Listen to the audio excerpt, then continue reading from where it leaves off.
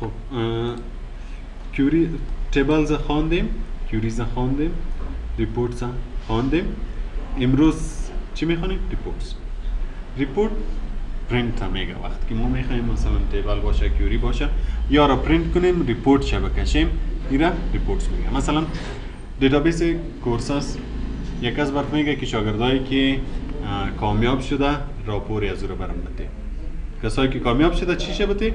راپورت شه بده. راپورت چی بونه؟ این ریپورت هم میگه. یعنی ریپورت که باید ریپورت شه برش بدی. مثلا چند نفر کامیاب شده، او را در ورق باید برش پرینت کنی، برشان بده که این راپورتشون هستن.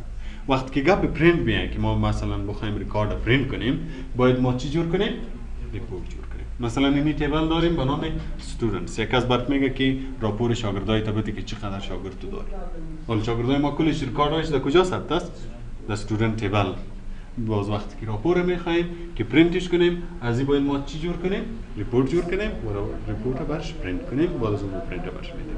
وقتی که از هر تیبل یا کیوری راپور جور کردیم، مثلا ما از این استودنت تیبل ریپورت جور میکنیم، دیگه که هر چند شاگرد باشه واکلش می در ریپورت، باز دوباره هر وقت که در تیبل ریکارد اضافه میکنیم، در راپور خودش اضافه میشه. مثل که در کجا بود؟ در فرم.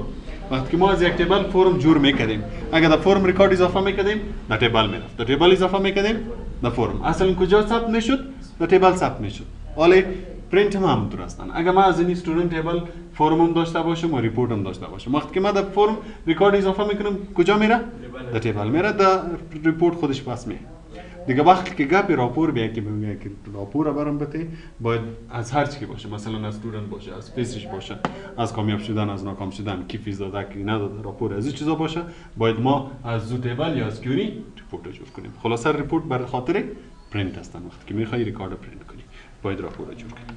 راپوری که جور میکنی، ریپورت از تیبل هم جور کنه میتونی، از کیوری. مثلا ما کیوری را ساختیم کسایی که فیس ندادن. حالا میخوای راپوری از کسا رو بده که فیس نداده، باید از کیوری ما جور کنیم. کسایی که مثلا میخوای به نام سرچ کنی، مثلا میگم تمام کسا که نامشون علی هستن یا تمام کسا که پروگرامشون ویندوز هستن، باید ما اول از تیبل کیوری جور کنیم تا که برای ما نشان بده. باز از کیوری راپور جور میکنیم تا که پرینت شه.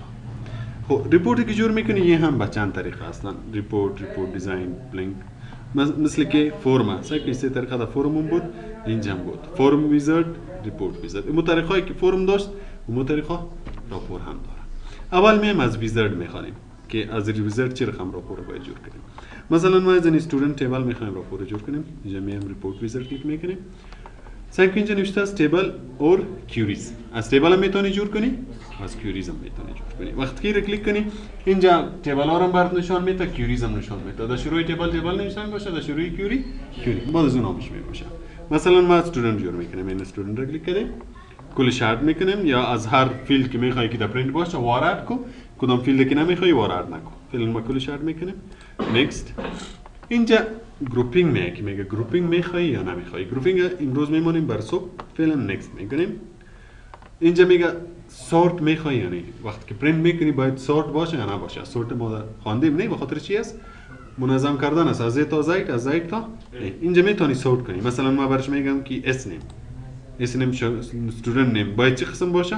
اسندینگ باشه یا descending باشه، از A تا Z یا از Z تا باشه. فعلا میگم ascending باشه. بعد از اون میتونید دیگه فیلدز هم منظم بسازید. فعلا اینی رو سورت میکنیم. نکست. کالومر تیبولر جستیفای یا را در فرم خوانده بودیم. اگر ما کالومر را کلیک میکنیم، باز در راپور یک نفر پرینت میشه. و اگر تیبولر کلیک کنیم، به حساب تیبل کلش پرینت میشه. راپور زیادتر چی میباشه؟ تیبولر میباشه.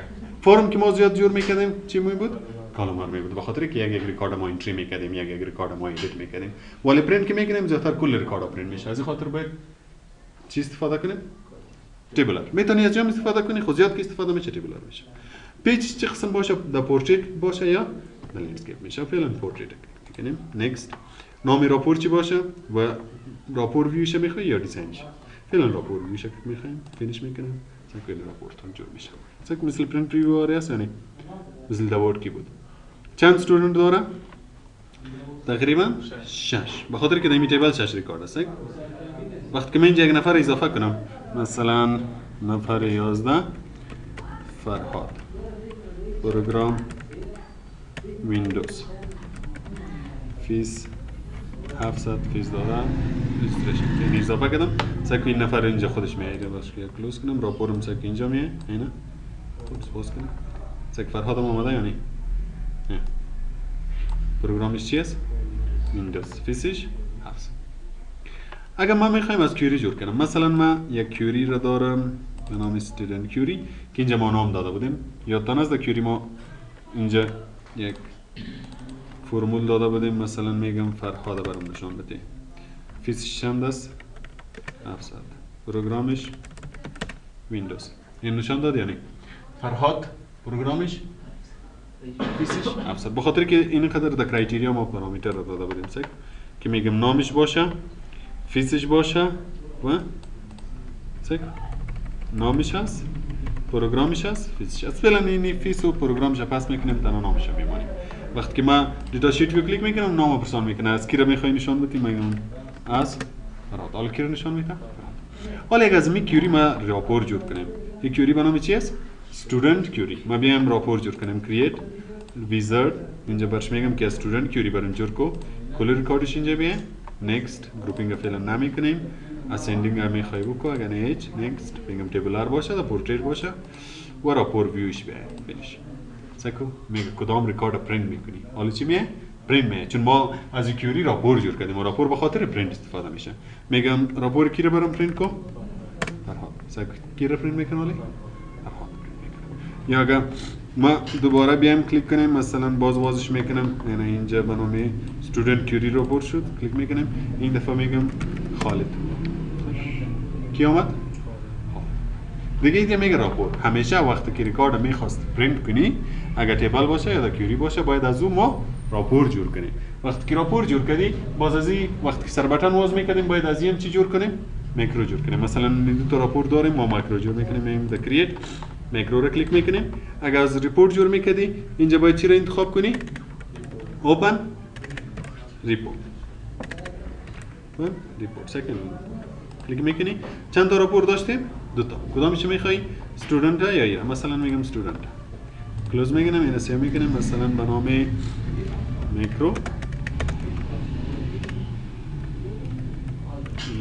ریپورت یا استودنت ریپورت استودنت اوکی مثلا که ماکرو اینجا جور شد به نام استودنت ریپورت از این هم جور کنیم بخاطر که اینجا ما نام و ارنامی که میتونیم اون رو برام پرینت میکنیم از این هم یک ماکرو جور میکنیم کرییت ماکرو اوپن ریپورت کدام ریپورت استودنت کیوری فینیش مثلا این رو میگم به نام چی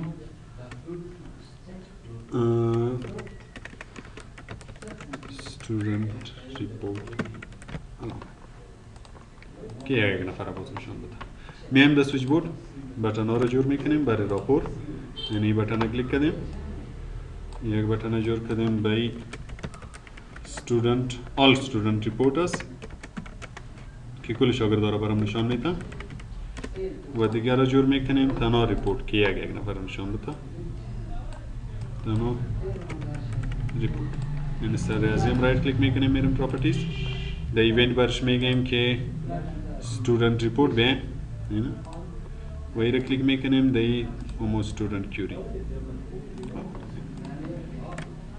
وقتی که ریکارد پرینت میکنی یعنی این رو کلیک میکنی سک کلش میه بخاطر میری پرینت کلیک میکنی پرینت میشه در فایل منیو پرینت مثل در ورد اکسل ما شما خوانده بودیم نه پرینت میکنه و اگر یک نفر میخواستی باز این رو کلیک میکنی اینجا نام میه میگم از خالد برام پرینت کی میه خالد میه یا مثلا میگم از فرهاد کلوز میکنیم دوباره میگم از کی رو برام پرینت کن از فرهاد فهمیدین این رو میگه ریپورت بس است اینجا